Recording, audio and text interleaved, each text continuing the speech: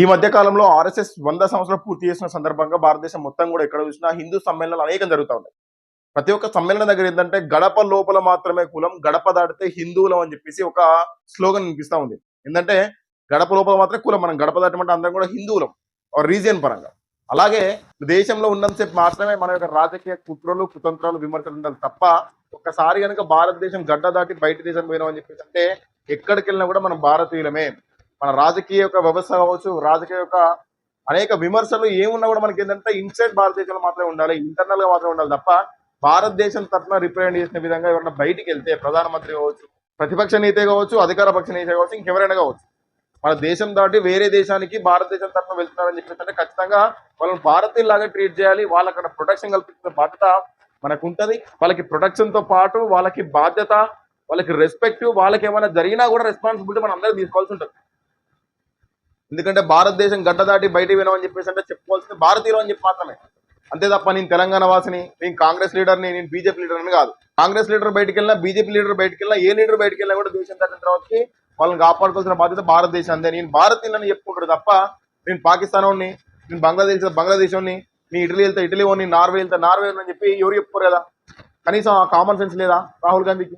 Recent గా జరిగినటువంటి మోదీ గారి పర్యటనలో నార్వేలో తను ఏంటంటే ఒక మీటింగ్ జరుగుతూ ఉంటే ఒక అమ్మాయి మోదీ గారిని ఒక మీటింగ్ లో క్వశ్చన్ చేయడం జరిగింది. అదేంటంటే తనేం ఒక వార్డు మెంబర్ కాదు, ఒక ఎంపీటీసీ జెడ్పీటీసీ కాదు, తన మీటింగ్ కూడా ఏంటంటే ఇంటర్నల్ గా రాజకీయ పరంగా విమర్శల కోసం చెప్పినటువంటి మీటింగ్ కూడా కాదు. అదొక డిప్లొమసీ పర్పస్ లో వేరే దేశాలతో దౌత్యత మెయింటైన్ చేయడానికి, వాళ్ళతో సంబంధం ఎంచుకోనికి, అనేక రకాల ఒప్పందాల కోసం చెప్పేసి అక్కడికి వెళ్ళడం జరిగింది. చెప్పేసి పర్టికులర్ ప్రోటోకాల్ ఉంటుంది.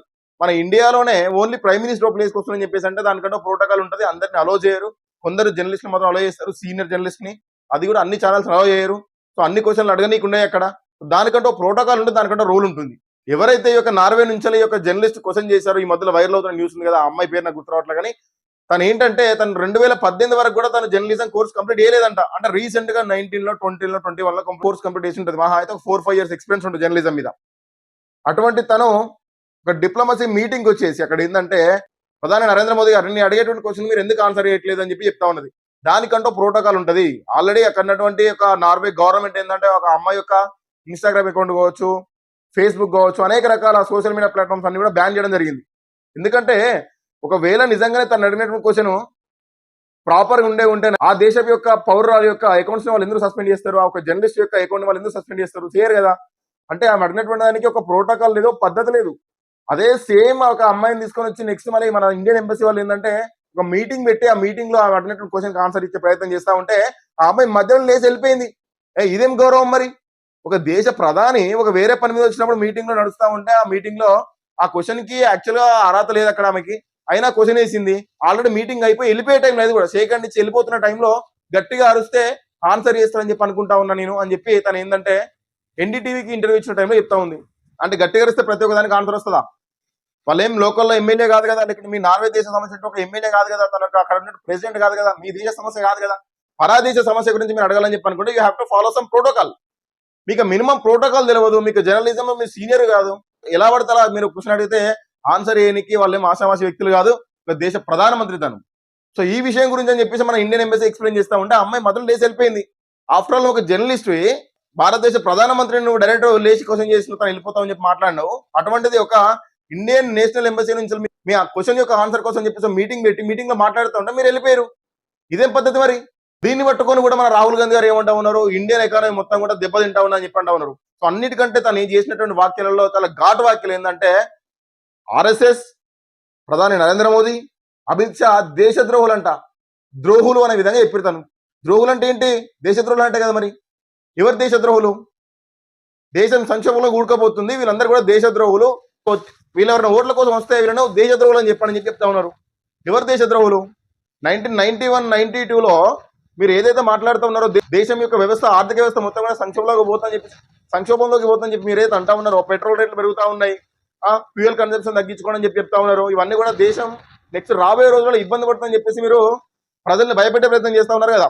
1991-1992లో 5 రూపాయలటువంటి పెట్రోల్ ధరని డైరెక్ట్ 14 రూపాయలు చేసింది కాంగ్రెస్ ప్రభుత్వం. మరి దీన్ని ఏమంటారు? ఇది ఎమర్జెన్సీ కాదా?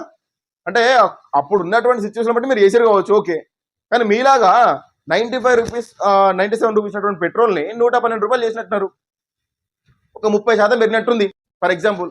మీరు 1991లోనే ₹5 ఉన్నటువంటి లీటర్ పెట్రోల్ ని ₹14 చేశారు. అంటే దాదాపు డబుల్ ట్రిపుల్ చేసేసారు మీరు. అంటే దీన్ని ఏమంటారు మరి? మీరు చేసినేమో సంసారం, వేరే వాళ్ళు చేసిన వ్యభిచారమా? నరేంద్ర మోదీ గారు ఏంటంటే దేశం సంక్షోభంలో కూరుకుపోతుంది, లేకపోతే దేశం ఆల్రెడీ ఆర్థిక వ్యవస్థ దెబ్బతిందని విధంగా చెప్పలేదు. దేశం ముందుగా రాబోయేటువంటి సంక్షోభాన్ని ఎదుర్కోవాలి. ప్రివెన్షన్ గా తను ఏంటంటే వెహికల్స్ తక్కువ వాడండి, ఛార్జింగ్ వెహికల్స్ వాడని చెప్తా ఉన్నారు. గోల్డ్ ఒక 1 year వరకు కొనకండి అని చెప్పి చెప్తా ఉన్నారు. పెద్ద పెద్ద కన్స్ట్రక్షన్స్ ఆపండి చెప్తా ఉన్నారు. ఓన్లీ మన దేశం మాత్రమే కాదండి, నేను పక్కన లిస్ట్ ఇస్తున్నా చూడండి. ప్రతి ఒక్క దేశంలో కూడా దాదాపు డబుల్ రేట్లు పెరిగిన ఫ్యూయల్ కి, డీజిల్ కావచ్చు, పెట్రోల్ కావచ్చు. భారతదేశంలో ఓన్లీ 3.2% మాత్రమే పెరిగింది రేటు.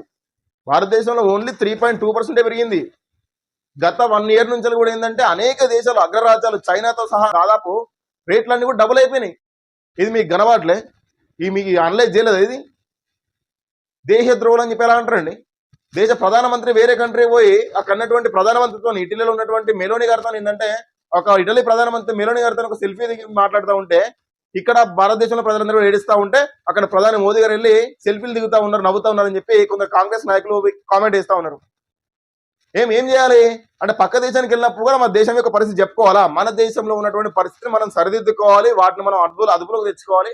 మన దేశాన్ని ఏ విధంగా అభివృద్ధి చేసుకోవాలి మనం చూసుకోవాలి తప్ప, పక్క దేశానికి దౌత్యపరంగా చర్యలకు వెళ్ళిన టైంలో కూడా అక్కడ భారతదేశంలో కుంగిపోయింది, భారతదేశంలో ఆర్థిక వ్యవస్థ దెబ్బతిందా అని చెప్పేసి అక్కడ ఎందుకు చెప్తారు? అసలు దెబ్బ ఎక్కడ తింది భారతదేశంలో ఆర్థిక వ్యవస్థ? అంటే అక్కడికి వెళ్ళి మాడమోహం వేసుకుని కూర్చోవాలా? వాళ్ళు వెళ్ళింది ఒక ఒప్పందాల గురించి, అనేక రకాల విషయాల మీద వాళ్ళు చర్చించుకుంటా ఉంటారు. ఓన్లీ ఏ దేశంతో అయినా కూడా డిప్లొమసీతో పాటైందంటే ఒక రిలేషన్షిప్, ఒక పర్సనల్ బాండింగ్ కూడా మెయింటైన్ చేయాలి. ప్రధానమంత్రులు కావచ్చు, ఎవరైతే దేశవ్యాప్తంగా దేశంలో ఉన్నటువంటి అధికారులు ఉంటారు కదా, నేషనల్ లెవెల్ ఉన్నటువంటి అధికారులు అందరూ కూడా పరదేశం ఉన్నటువంటి అధికారులతో వాళ్ళకి మంచి రిలేషన్షిప్ మెయింటైన్ చేసినప్పుడే కదా ఒక సమస్యకి ఒక వేలో సొల్యూషన్ రాలని చెప్పేసి అంటే నెక్స్ట్ వేలో చూస్తూ ఉంటారు. ఇటలీతో అనేక రకాల ఒప్పందాలు జరిగినాయి. ఓన్లీ డిప్లొమసీగా వెళ్ళి అక్కడికి వెళ్ళి సంతకం చేసి మాడమొగ వేసుకుని సంతకం పెట్టి మాకు ఇవ్వండి అని చెప్పేసి అంటే ఎవరు ఇయ్యరు. We have to maintain a proper relation with other countries. ఒక పర్సనల్ రిలేషన్షిప్ ఉన్నప్పుడే కదా వాళ్ళకు ఒకవేళ ఎటువంటి ఏమైనా డౌట్స్ ఉన్నా ఏమన్నా కూడా వాళ్ళు ఫేర్గా అడగగలుగుతారు. అడిగిన వాటికి మనం కూడా ఆన్సర్ చేయగలుగుతాం. అనేక దేశాల మధ్య మనకి ఏంటంటే స్ట్రాంగ్ రిలేషన్ మనం బిల్డ్ చేసుకోవచ్చు. సో దానివల్ల అనేక సమస్యలకు మనం పరిష్కారం తెచ్చుకోవచ్చు కదా. దాన్ని కూడా అర్థం చేసుకునేటువంటి ఒక కాంగ్రెస్ నాయకుడు రాహుల్ గాంధీ, నేను ప్రతిపక్ష నేతని, అది కూడా జాతీయ లెవెల్లో అని చెప్తా ఉంటాడు. మన దేశ ప్రధానమంత్రి వేరే దేశానికి వెళ్ళిన టైంలో అది దాన్ని టైం తీసుకొని నువ్వు ఎక్కడో ఒక జర్నలిస్ట్, సీనియర్ జర్నలిస్ట్ కూడా కాస్తాను, మినిమం కామన్ సెన్స్ లేనటువంటి ఒక జర్నలిస్ట్ అనేటువంటి క్వశ్చన్ సమర్థించుకుంటూ దేశ ప్రధాని అవమానించేటువంటి పరిస్థితి అని చెప్పేసి అంటే మీ యొక్క రాజకీయ దుర్బుద్ధి ఏ విధంగా ఉందో ఈ విషయంలో అర్థం చేసుకోవచ్చు. మీరు ఏదైనా కామెంట్ చేయండి. భారతీయ జనతా పార్టీ వల్ల, ఒకవేళ బీజేపీ వల్ల, మోదీ వల్ల, అమిత్ షా వల్ల కనుక భారతదేశం ఈ విధంగా వెనుకబడితే వాటిని ప్రూఫ్స్ పట్టుకొని మీరు ఇండియాలో ఎన్నైనా తిట్టండి, ఎన్నైనా మాట్లాడండి, పర్సనల్ గా దూషించినా పర్లేదు. కానీ భారతదేశ ప్రధానమంత్రిగా, ఒక భారతదేశం రిప్రజెంట్ చేసిన వ్యక్తిగా అతను వేరే దేశానికి వెళ్ళిన టైంలో అక్కడ మీరు సపోర్ట్ చేయాలి. అది తప్పైనా రైట్ అయినా కూడా తప్పు చేసినట్టయితే మాత్రం అక్కడ మనం రక్షించుకోవాల్సిన బాధ్యత మనదే. ఒకవేళ మన ప్రధానమంత్రిని ఎవరైనా అవమానపరిచే విధంగా మాట్లాడితే మాత్రం ఖచ్చితంగా మనం సపోర్ట్ చేసుకోవాలి. అదే కదా బాధ్యత. అసలు India is not a nation అని చెప్పంట. India is not a nation, మీరు ఇండియన్ నేషనల్ కాంగ్రెస్ అని చెప్పేసి మీరు ఎందుకు పెట్టినారు? మీరే చెప్తా ఉన్నారు India is not a nation అని చెప్పేసి. ఇండియా నేషన్ కాకపోతే ఏంటి మరి? దేశం పెట్టి పొండి మీరు. ఇటలీకో మీ ఏదైతే దేశాలున్నాయో మీ పూర్వీకుల దేశానికి వెళ్ళిపోండి మరి మీరు. India is not a nation అని చెప్పేసి అంటే ఏమన్నట్టు? దేశ ప్రధానమంత్రిని పట్టుకుని దేశద్రోహం చెప్పి పెట్టినట్టు మీరు. నిజమైన దేశద్రోహులు మీరు. నిజంగా దేశాన్ని ఖరాబ్ చేసింది మీరు. పక్క దేశంలోకి ప్రధానమంత్రి వెళ్తే కూడా వాళ్ళని సహించలేక, వాళ్ళకి మీరు సపోర్ట్ చేయలేక వాళ్ళని విమర్శిస్తా ఉన్నారు. పక్క దేశాలు సపోర్ట్ చేసిన చెప్పేసి అంటే మీరు కదా దేశద్రోహులు. మీరు కదా దేశం నిలబెట్టి వెళ్లాల్సింది. మీరు కదా దేశ సంక్షోభానికి కారణాలు. నిజంగా ఇది చాలా బాధపడి చెప్పాల్సిన విషయం. ఎందుకంటే ఎక్కడైనా కూడా మన రాష్ట్ర సీఎం వేరే రాష్ట్ర సీఎం దగ్గరికి వెళ్ళినప్పుడు, వేరే రాష్ట్రంకి వెళ్ళినప్పుడు ఖచ్చితంగా మన రాష్ట్ర సీఎం ని మనం ప్రొటెక్ట్ చేసుకోవాలి. మన రాష్ట్ర సీఎంకి ఏదైనా అవమానం జరిగితే దాన్ని మనకు అవమానం జరిగిన తీసుకోవాలి, మనం కూడా దానికి రెస్పాన్స్ కావాలి. అది మన రెస్పాన్సిబిలిటీ. అదే విధంగా దేశం నుంచి ఎవరైనా వేరే దేశానికి మన ఇండియా తరఫున ప్రజెంట్ చేసినప్పుడు, రిప్రజెంట్ చేసినప్పుడు కంపల్సరీ వాళ్ళని ప్రొటెక్ట్ చేసుకోవాలి, వాళ్ళకి బాధ్యత ఇవ్వాలి, వాళ్ళకి మన సపోర్ట్ ఉండాలి. ఇంటర్నల్ గా ఇండియాకి వచ్చినాక మీరు రాజకీయాలు చూసుకోండి. పక్క దేశాల్లో ఉన్నప్పుడు కూడా భారతదేశ పరువు చేసే ప్రయత్నాలు చేస్తున్నారని చెప్పేసి అంటే దేశద్రోహులు మీరు. దేశం సంక్షోభంలో ఊరికపోయింది. గత 10 సంవత్సరాల ముందు మనకి అన్నిది ఇక్కడ కూడా ఫోన్ పే లేవు, ఎక్కడ కూడా డిజిటల్ ట్రాన్సాక్షన్ అనేది లేదు. ఏదైనా జరిగితే కంపల్సరీ బ్యాంకుకే వెళ్ళాలి, విత్డ్రా చేసుకోవాలి, ఏటీఎం ఉండాలి, అనేక రకాల ఇబ్బంది ఉండేది. ఈ రోజు డిజిటల్ గా ఇండియా ఎంత డెవలప్ అయింది, ఎన్ని ఉద్యోగాలు వచ్చినాయి, ఎన్ని మెట్రోస్ పడ్డాయి, ఎన్ని మెట్రోపాలిటన్ సిటీస్ వచ్చినాయి, ఏ విధంగా దేశం డెవలప్ అయింది. పాకిస్తాన్ లాంటి ఒక శత్రు దేశము ఇండియా మీద దాడి చేస్తా అని చెప్పేసి ఒక చిన్న ఆలోచన కూడా రానికి కూడా ఇప్పుడు భయపడతా ఉన్నారు. దేనికోసం అని చెప్పేసి ఆపరేషన్ సింధూర్ లాంటి స్ట్రాంగ్ ఆపరేషన్స్ ఎన్నో ఈ 10-15 సంవత్సరాల్లో జరిపి భారతదేశం అంటే ఆసామాజ వ్యవస్థ కాదు. భారతదేశాన్ని అనవసరంగా గెలికితే, భారతదేశం అనవసరంగా దాడి చేయాలని చూస్తే, భారతదేశం ఆర్థికంగా దెబ్బ కొట్టాలని చూస్తే మాత్రము వీళ్ళు ఎంతకైనా తెగిస్తారని చెప్పేసి ఒక మంచి బుద్ధి చెప్పింది. దాంతోపాటు ప్రపంచ దేశాలు అన్ని కూడా భారతదేశం వైపు చూసినాయి. భారతదేశంలో అత్యంత శక్తివంతమైనటువంటి మిజైల్స్ ఉన్నాయి. భారతదేశంలో ఆర్థిక వ్యవస్థ కావచ్చు, భారతదేశం రక్షణ కూడా చాలా పటిష్టంగా ఉందని చెప్పేసి పక్క దేశాలకు అర్థమైంది. అదే మీరు రూల్ చేసే ఉంటే ఈ విధంగా చేసేవాళ్ళ. అండ్ నార్వే యొక్క జర్నలిస్ట్ ఏమని చెప్పి, అసలు నువ్వు నీ ఏజ్ ఎంత, నువ్వు ఒక జర్నలిస్ట్ అంతే, ఏ విధంగా నమ్మాలి అని చెప్పేసి అన్నప్పుడు భారతదేశం తరఫున ఎంబసీ వాళ్ళు కూడా ఏంటంటే ఆన్సర్ ఇచ్చే ప్రయత్నం చేశారు. ఎందుకు నమ్మాలని చెప్పేసి అంటే కోవిడ్ టైంలో దాదాపు కొన్ని లక్షల వ్యాక్సిన్స్ ఇండియా నుంచి వేరే దేశాలకు పంపించినాం మేము. మాకున్నటువంటి ప్రజలతో పాటు ప్రపంచంలో ఉన్నటువంటి అనేక దేశాల ప్రజల్ని కూడా మా యొక్క ప్రజలకి భావించి మేము ఏంటంటే వ్యాక్సిన్స్ పంపించినాము, మెడిసిన్ పంపించినాము. అనేక రకాలుగా భారతదేశంతో పాటు వేరే దేశాల సంక్షేమంలో ఇరుక్కున్నప్పుడు వాటికి సహాయం చేసే ప్రయత్నం భారతదేశం దేశం కాబట్టి దట్ ఈస్ ట్రస్ట్. ఆ ట్రస్ట్ తో నమ్మాలని చెప్పి మనం ఏంటంటే ఒక జర్నలిస్ట్ కి మన ఎంబసీ వాళ్ళు ఎక్స్ప్లెయిన్ చేసే ప్రయత్నం చేస్తా ఉంటే తన మీడియాలో లేచి వెళ్ళిపోయింది. ఇప్పటికైనా కూడా ఎవరైనా కూడా మన రాష్ట్రం నుంచి వేరే రాష్ట్రానికి రిప్రజెంట్ చేసినప్పుడు, మన దేశం నుంచి వేరే దేశానికి రిప్రజెంట్ చేసినప్పుడు 100% అది అందరి యొక్క బాధ్యత. వాళ్ళని కాపాడుకోవాల్సిన బాధ్యత మనదే. వాళ్ళకు ఒకవేళ అగౌరవంగా వాళ్ళ దగ్గర ప్రవర్తిస్తే అది ఆల్ ఓవర్ ఇండియా మొత్తం మీద కూడా దాని ఎఫెక్ట్ పడుద్ది. అందరిని కూడా అగౌరవపరిచినట్టే. భారతదేశం తరఫున రిప్రజెంట్ చేస్తా ఉన్నాడు కదా. ఇప్పుడు భారతదేశం నుంచి వేరే మీటింగ్ వెళ్ళని చెప్పేసి అంటే ఇక్కడ 150 కోట్ల మంది మొత్తం కూడా ఫ్లైట్ లో వెళ్తారేంది. దేశ ప్రధాని వెళ్తారు. దేశ ప్రధాని వెళ్ళని చెప్పేసి అంటే దాదాపు 150 కోట్ల మంది జనాలు వెళ్ళినట్టే కదా అక్కడికి. ప్రధానమంత్రికి ఒకవేళ అవమానం జరిగిందని చెప్పేసి అంటే అందరికి అవమానం జరిగినట్టే కదా. అది మీరు విమర్శించాల్సింది పోయి పక్క దేశాల వాళ్ళని మీరు చివాటు పెట్టాల్సింది పోయి మళ్ళీ రిటర్న్ గా భారతదేశం India is not a nation, ప్రధానమంత్రి దేశద్రోహి, అమిత్ షా దేశద్రోహి మాట్లాడతామని చెప్పేసి అంటే మీరు దేశద్రోహులు. మీరు దేశాన్ని సంక్షోభంలో పడేసిన వారు. మీరు దాన్ని బయటపడేసే ప్రయత్నంలోనే ఇన్ని ఇబ్బందులు జరుగుతూ ఉన్నాయి.